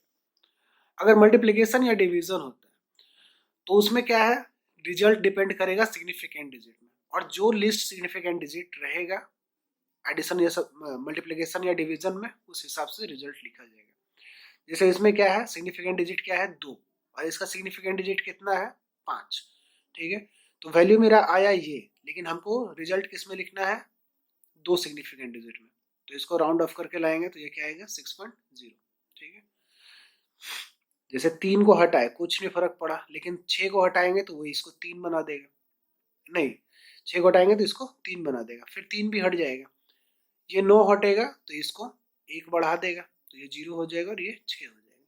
ठीक, अगर ये है तो 4.34 इंटू दिस और डिवाइडेड बाई दिस, तो यहाँ पे क्या है, एक ही सिग्निफिकेंट डिजिट है, बाकी सब में इसमें क्या है, 4 सिग्निफिकेंट डिजिट, इसमें 3 सिग्निफिकेंट डिजिट और इसमें 5 सिग्निफिकेंट डिजिट, लेकिन जिसे डिवाइड कर रहे हैं उसमें क्या है, एक सिग्निफिकेंट डिजिट, यानी कि हमको जो आंसर लिखना है वो क्या है, एक सिग्निफिकेंट डिजिट में आना चाहिए। तो वैल्यू मेरा 2.43.1940 आ रहा है, लेकिन हमको लिखना है एक सिग्निफिकेंट डिजिट में, यानी 200। 243 है और हम लिखेंगे इसको क्या, 200। क्यों? क्योंकि इसमें क्या है, एक सिग्निफिकेंट डिजिट, जबकि इसमें कितना है, 1 2 3 4 5 6 7। ठीक, अब एक एग्जांपल देख लेते हैं, एनसीईआरटी का एग्जांपल है। ठीक है, यहाँ पे क्या है, लेंथ और ब्रेथ को मल्टीप्लीकेशन कर रहा है, तो लेंथ आपको दिया हुआ है 16.2 10 + 1 सेंटीमीटर, तो इसको रिलेटिव एरर में बदलेंगे। ठीक है, ये एब्सोल्यूट है क्योंकि हमको मल्टीप्लिकेशन करना है, तो मल्टीप्लिकेशन में रिलेटिव एरर आएगा, एब्सोल्यूट एरर तो आएगा नहीं, तो एब्सोल्यूट को बदले रिलेटिव में। लेकिन जब चेंज करते हैं तो उसमें भी सिग्निफिकेंट डिजिट नहीं बदलना चाहिए, तो अगर इसमें एक सिग्निफिकेंट डिजिट है तो इसमें भी एक सिग्निफिकेंट डिजिट होगा।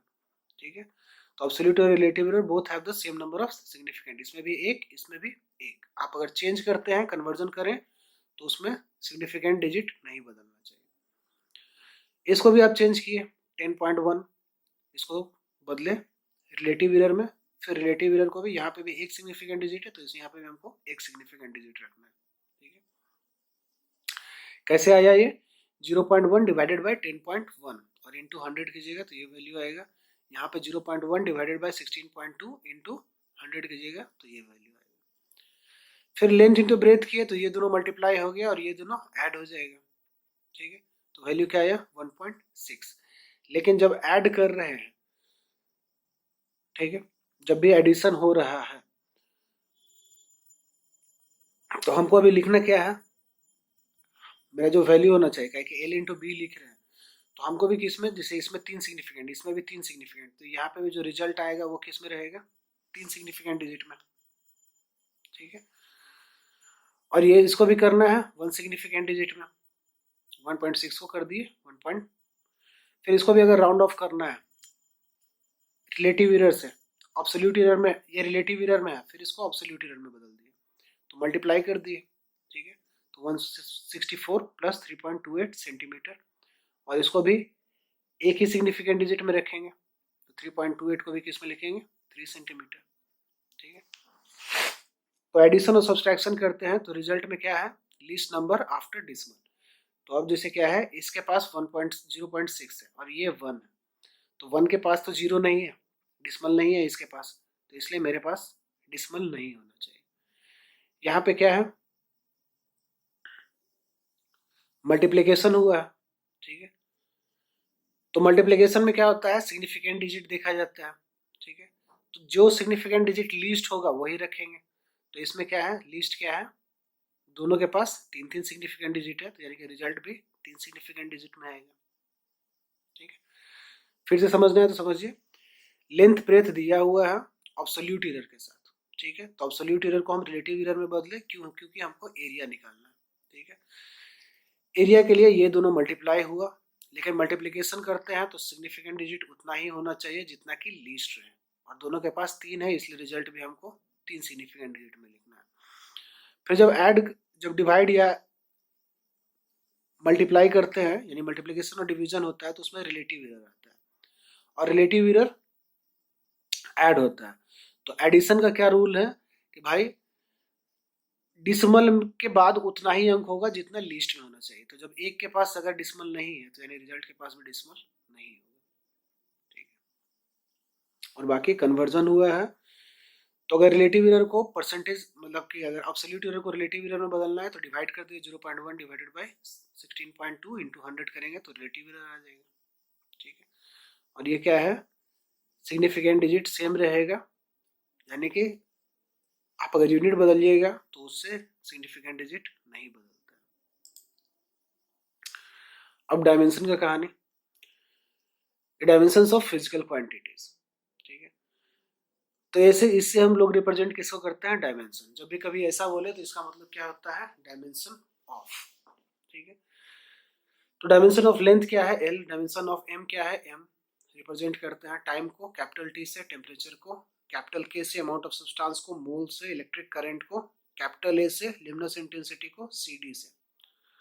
तो डायमेंशंस क्या है, 7 बेस क्वांटिटीज का ही लिखा जाता है, और बाकी जो डिराइव्ड क्वांटिटीज है वो तो यही फंडामेंटल क्वांटिटीज को ही या तो मल्टीप्लाई करते हैं या फिर डिवाइड करते हैं। ठीक है, तो उसी से हम लोग डिराइव्ड क्वांटिटीज निकालते हैं, तो यही हो गया तुम्हारा डायमेंशन।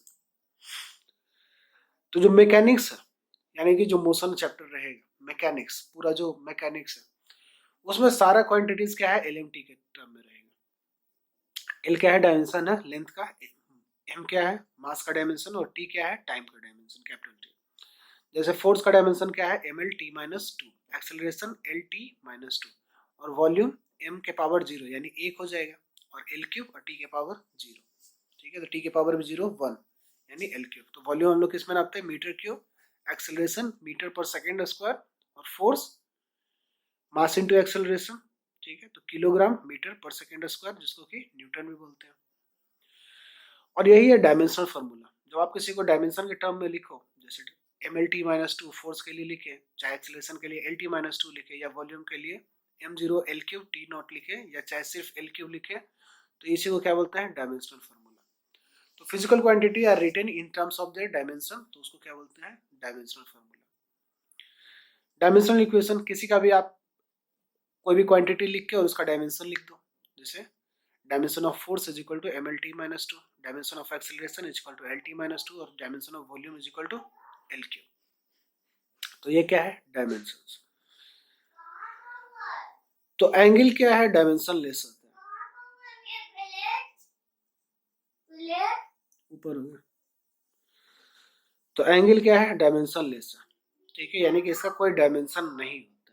जैसे लेंथ, टाइम, टेम्परेचर, कैंडल, ये सब कुछ भी है ना, तो ये सब एंगल का कोई डायमेंशन नहीं होता है। फिर क्या है, डोमेन ऑफ लोगारिथमिक फंक्शन या ट्रिग्नोमेट्रिक फंक्शन, ये भी डायमेंशन लेस होगा। जैसे आपका ये एंगल हो गया, तो theta is equal to DL by R, ये भी मीटर, तो मीटर मीटर कैंसिल, यानी ये डायमेंशन लेस। अगर थीटा स्टे रेडियन में भी रखे तो DA बाई आर स्क्वायर, तो DA भी क्या है, एरिया, और आर स्क्वायर क्या है, मीटर स्क्वायर रहेगा, ये भी रहेगा मीटर स्क्वायर, तो यानी स्टे रेडियन क्या होगा, डायमेंशन लेस। फिर ये डोमेन साइन का, चाहे कॉस का, चाहे टैन का, चाहे कॉट का, चाहे लॉग का, चाहे नेचुरल लोगारिथम का, ये सब का जो डोमेन रहेगा, यानी जो भी वैल्यू रखेंगे इसमें, वो भी क्या रहेगा, डायमेंशन लेस। तो स्टेरेडियन प्लेन सॉलिड एंगल का फॉर्मूला, अगर वहां पर DA बाई आर लिखा हुआ है तो उसको भी DA बाई आर स्क्वायर कर लेना। ठीक है, अब डायमेंशनल होमोजेनिटी या यूज ऑफ डायमेंशन एनालिसिस। तो जब भी एडिशन और सब्सट्रैक्शन होता है, तो कभी भी एडिशन और सब्सट्रैक्शन सेम यूनिट के साथ ही होता है, यानी कि सेम डायमेंशन रहेगा तभी आप एडिशन या सब्सट्रैक्शन कर सकते हो। ठीक है, उसके बाद फिर क्या है, डायमेंशनल कंसिस्टेंसी, यानी कभी भी LHS में जो डायमेंशन है वही डायमेंशन RHS में भी होता है। तो इसको इसे हम लोग समझ सकते हैं कि एक फार्मूला है, जैसे S is equal to UT plus half AT square. तो यहाँ पे क्या है, एडिशन हो रहा है, तो यानी UT और AT स्क्वायर, ये दोनों का डायमेंशन सेम रहेगा, क्योंकि हाफ ये तो कोएफिशिएंट है, तो इसका कोई डायमेंशन नहीं है, कांस्टेंट का तो कोई डायमेंशन नहीं। तो dimension of UT is equal to dimension of AT square. और फिर LHS का जो डायमेंशन है वही डायमेंशन S का भी होगा, यानी S का भी वही डायमेंशन है जो UT का है और जो AT का स्क्वायर का है। कहीं कि एडिशन हो रहा है, तो एडिशन होने के लिए सेम डायमेंशन, और फिर LHS is equal to RHS है, यानी कि जो LHS का डायमेंशन रहेगा वही RHS का भी डायमेंशन। लास्ट चीज ऑफ वर्नियर कैलिपर और स्क्रू गेज। ठीक है, तो अब क्या है, वर्नियर कैलिपर, तो ये आपको दिख रहा है वर्नियर कैलिपर। तो वर्नियर कैलिपर का यूज क्या होगा, किसी को आपको मेजरमेंट लेना हो, जैसे इससे क्या है, अगर बाहरी मेजरमेंट लेना है तो ये, अगर अंदरूनी मेजरमेंट लेना है तो अंदर लगा के ऐसे करके खींचिए, अंदर से ले लेगा। बाहर से अगर किसी का मेजरमेंट लेना है तो ऐसे ले लीजिए। ठीक है, मान लो ऐसे करके दबा दिया तो ये निकल गया, चाहे इस टाइप से अगर फंसा दिया तो अंदर से निकल जाएगा। तो यही है तुम्हारा वर्नियर कैलिपर। तो ये क्या है, मेन स्केल, और ये छोटा वाला क्या है, वर्नियर स्केल। ठीक है, बड़ा वाला क्या है, मेन स्केल, और ये क्या है, वर्नियर स्केल। तो जनरली क्या है, n vernier scale division is equal to n minus one main scale division. तो ये क्या है, मेन स्केल, और ये क्या है, वर्नियर स्केल। तो यानी कि 10, मान लो अगर n की जगह 10 रखे तो n माइनस वन क्या हो जाएगा, 9, यानी कि 10 वर्नियर स्केल डिवीजन, यानी इसका 10 डिवीजन इज इक्वल टू इसका 9 डिवीजन। ठीक है, तो मेन स्केल डिवीजन में एक जो डिवीजन रहता है वो क्या रहता है, 1 मिलीमीटर का। ठीक है, ये 1 मिलीमीटर का, इसका जो एक डिवीजन रहेगा, ये छोटा सा जो डिवीजन दिख रहा है वो क्या रहेगा, 1 मिलीमीटर का। तो यानी एक VSD is equal to 9/10 MSD, यानी 0.9 MSD, यानी कि 0.9 mm, कि एक MSD is equal to 1 mm, यानी कि 0.9 MSD is equal to 0.9 mm। अब जो वर्नियर कैलिपर का लीस्ट काउंट होता है वो क्या होता है, main scale division minus vernier scale division. तो मेन स्केल डिवीजन 1 mm का है और वर्नियर स्केल डिवीजन 0.9 mm, यानी कि least count of vernier calipers क्या है, 0.1 mm। अब कोई भी आप रीडिंग जब भी वर्नियर स्केल से लोगे तो उसका जो मेन वैल्यू रहेगा, तो कुछ वैल्यू तो शुरू में ही यहाँ पर, जैसे मान लो अगर ये वैल्यू ले रहे हैं तो कुछ वैल्यू तो साफ साफ दिख ही रहा है। ठीक है, कि इतना है, तो जो मेन स्केल रीडिंग रहे पहले तो उतना हो गया। उसके बाद फिर क्या है, वर्नियर स्केल का जो भी स्केल, जैसे इतना सारा वैल्यू इस पर लिखा हुआ है, तो जो ये वर्नियर स्केल का वैल्यू मेन स्केल के साथ लगेगा, ठीक है, वो रहेगा वर्नियर स्केल रीडिंग। ठीक है, और इनटू लीस्ट काउंट जो कि है 0.1 मीटर। ठीक है, तो इसमें मान लो अगर ढेर सारा वैल्यू, यहाँ का 15, यहाँ के ऊपर के कुछ वैल्यू से मैच कर रहा है। ठीक है, किसी भी एक लाइन के साथ मैच कर देना चाहिए, इसका जो भी वैल्यू रहे, जितना सारा इसमें लाइन बना हुआ है वो सारा लाइन किसी एक लाइन के साथ जिसके साथ मैच करेगा वही क्या रहेगा, वर्नियर स्केल रीडिंग। फिर vernier scale reading into least count, और प्लस माइनस जीरो एरर, क्योंकि एक जीरो एरर भी होता है जिसको कि हम लोग अभी देखेंगे। ठीक है, अब क्या है, zero error of vernier calipers. तो ये क्या है, main scale region, main scale reading और ये क्या है वर्नियर स्केल। तो अगर मान लो दोनों का जीरो, ठीक है, जब हम लोग कुछ मेजरमेंट नहीं कर रहे हैं और हम पूरा जॉ को मिला दिए, तो इसका जीरो और इसका जीरो मैच करना चाहिए, ठीक है। लेकिन अगर मैच नहीं करे तो अगर जीरो अगर मैच करे तो इसको क्या बोलते हैं, जीरो एरर। अब यहाँ पे क्या है, पॉजिटिव जीरो एरर, ठीक है।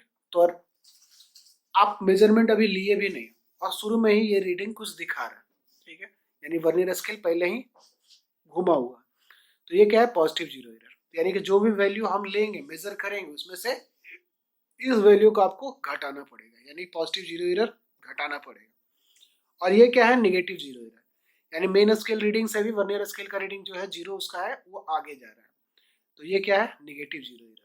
और इसको क्या करते हैं, जो भी मेजर्ड वैल्यू रहेगा उसमें ऐड करेंगे। तो इसे पहला का पॉजिटिव जीरो एरर क्या है, 5 का, क्या देखिए इसका 5 मैच कर रहा है ऊपर के साथ, ठीक है। किसके साथ मैच कर रहा है मैटर नहीं है, बस वर्नियर स्केल का रीडिंग को ऊपर वाले के स्केल के साथ कहीं पे भी मैच करना है। इसमें भी क्या है, 5 ही है, ठीक है। ये 5 वाला वैल्यू ऊपर के रीडिंग के साथ मैच कर रहा है, किसके साथ मैच करेगा नहीं, बस कोई भी एक लाइन के साथ उसको अलाइन हो जाना है, ठीक है। ठीक है, तो जीरो एरर किसको बोलते हैं कि जब जॉज को, दोनों जॉज को अगर मिला दे, ठीक है, यहाँ पर दोनों जॉज, इस जॉज को अगर मिला दे तो अगर कोई गैप नहीं रहे तो वो क्या है, जीरो एरर। यानी कि इसका गैप जब नहीं रहेगा और दोनों जीरो मैच करता है तो यानी कि जीरो जीरो एरर रहेगा, कोई जीरो एरर नहीं है। और अगर वर्नियर स्केल का रीडिंग जीरो जो है वो एक साइड अगर रहे तो उसको क्या बनेंगे, पॉजिटिव, अगर इस साइड रहे तो निगेटिव जीरो एरर, ठीक है। यानी कि मेन स्केल रीडिंग के भी आगे है वर्नियर स्केल का रीडिंग का जो जीरो है। तो जो पॉजिटिव जीरो एरर रहेगा, इस टाइप का जो वैल्यू रहेगा तो उसको मेजर्ड वैल्यू से घटा देंगे, और अगर निगेटिव जीरो एरर रहेगा तो जो भी मेरा मेजर्ड वैल्यू आएगा उसमें हम ऐड कर देंगे। लास्ट में है स्क्रू गेज, लास्ट टॉपिक जो है। तो स्क्रू गेज का क्या है, जैसे वर्नियर कैलिपर बोथ का ले सकता था, बाहर से भी नाप सकता था और अंदर से भी, लेकिन स्क्रू गेज सिर्फ बाहरी के लिए, ठीक है। किसी का मोटाई आपको नापना है तो जैसे करके इसको घुमाइए और ये क्या करेगा, आगे इसका बढ़ेगा ये वाला वैल्यू और उसको दबा के उसका मेजरमेंट लेगा कि कितना मोटा है। तो ये लीनियर स्केल डिवीजन हो गया, और ये इसको क्या बोलते हैं, सर्कुलर स्केल डिवीजन। और ये क्या है, रैचेट। तो रैचेट को ही घुमाते हैं तो ये आगे बढ़ेगा, ठीक है, लीनियर स्केल में आगे बढ़ेगा। तो इसमें क्या है, एक चीज बोलते हैं पिच। तो जो भी एक रिवॉल्यूशन पूरा आप जो घुमाइएगा तो जितना डिस्टेंस ये मूव करता है लीनियर स्केल पे उसको क्या बोलते हैं, पिच, ठीक है। फिर लीनियर स्केल का क्या है, एक division is equal to N circular scale division, यानी कि एन रोटेशन करने पे लीनियर स्केल का एक वैल्यू, ठीक है। तो least count is equal to क्या होगा, 1 पिच या 1 MSD divided by number of divisions on the circular scale. तो जो भी सर्कुलर स्केल का डिवीजन है, जितना भी नंबर ऑफ सर्कुलर, जैसे मान लो 50 डिवीजन रहे, और ये क्या है, पिच, यानी कि एक रिवोल्यूशन पे कितना गया, तो एक रिवोल्यूशन पे कितना जाता है, 1 मेन स्केल डिवीजन, ठीक है। एक बार अगर इसको घुमाएंगे तो ये मेन स्केल डिवीजन का एक वैल्यू कवर करेगा। तो least count is equal to pitch और 1 main scale division divided by number of divisions on the circular scale, ठीक है। तो जैसे इसमें दिख रहा है 100 डिवीजन का है, ठीक है, ये जो सर्कुलर स्केल दिख रहा है इसमें कितना है, 100 डिवीजन है। तो जनरली जो है एक मेन स्केल डिवीजन कितना का रहता है, 1 mm का, और number of circular scale division कितना रहता है, 100, यानी लीस्ट काउंट कितना रहेगा, 1 mm divided by 100 is equal to 0.01 mm, यानी least count of screw gauge is 0.01 mm। वही वर्नियर स्केल का कितना था, ये 0.1, स्क्रू गेज का 0.01, ठीक है, वर्नियर का 0.1 और स्क्रू गेज का 0.01। अब इसके साथ भी जीरो एरर है, यानी आप जॉज को मिलाए और इन दोनों का जीरो अगर मैच नहीं कर रहा है तो ये क्या रहेगा, जीरो जीरो एरर देगा, ठीक है। दोनों का जीरो मैच करना चाहिए, नहीं मैच कर रहा है, यहाँ पे भी नहीं मैच कर रहा है, तो जब ऊपर चल जाए तो ये क्या रहेगा, पॉजिटिव जीरो एरर। तो ये सर्कुलर स्केल का जो जीरो है वो क्या है, ऊपर चला गया है। यहाँ पे सर्कुलर स्केल का क्या है, जो जीरो है वो नीचे है, ठीक है। तो यहाँ पे क्या है, निगेटिव जीरो एरर है, और यहाँ पे पॉजिटिव जीरो एरर। तो वही चीज है कि जब जॉज को आप एक दूसरे के पास लेके आते हैं तो जब गैप नहीं रहे तो दोनों का जीरो मिलना चाहिए, और अगर नहीं मिले तो इसको क्या बोलते हैं, जीरो एरर, ठीक है। तो पहला का क्या है, ये पॉजिटिव जीरो एरर शो कर रहा है क्योंकि सर्कुलर स्केल डिवीजन ऊपर चला गया है, और यहाँ पे क्या है, निगेटिव जीरो एरर। ठीक है, तो फिर से वही बात, अगर पॉजिटिव जीरो एरर रहे तो इसको क्या करेंगे, मेजर्ड वैल्यू से घटा देंगे, और अगर निगेटिव जीरो एरर रहे तो इसको मेजर्ड वैल्यू से ना जोड़ देंगे। तो one list linear scale division is equal to 100 circular scale division, 1 mm is equal to 100 circular scale division, यानी 1 circular scale division is equal to 1/100 mm, या 1 circular scale division is equal to least count is equal to 0.01 mm। ठीक है, और जो भी measured value रहेगा वो क्या रहेगा, linear scale reading plus circular scale reading plus minus zero error. ठीक है, तो सेम कहानी, लीनियर स्केल रीडिंग तो जो भी रीडिंग रहेगा वो तो साफ साफ दिखते रहेगा। ठीक है, जो भी आपको दिखेगा वो तो साफ साफ दिखते रहेगा। फिर सर्कुलर स्केल का जो भी वैल्यू इस लीनियर स्केल के साथ मैच करे वही क्या हो जाएगा, सर्कुलर स्केल रीडिंग, और उसको आप लिस्ट काउंट से मल्टीप्लाई कीजिएगा तो वो क्या हो जाएगा, सर्कुलर स्केल का वैल्यू।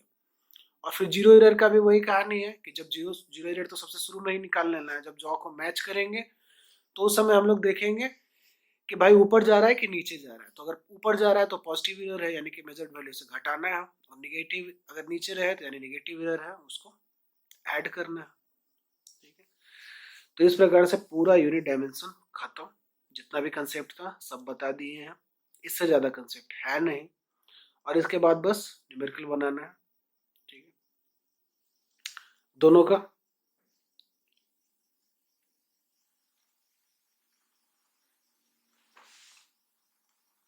ठीक है।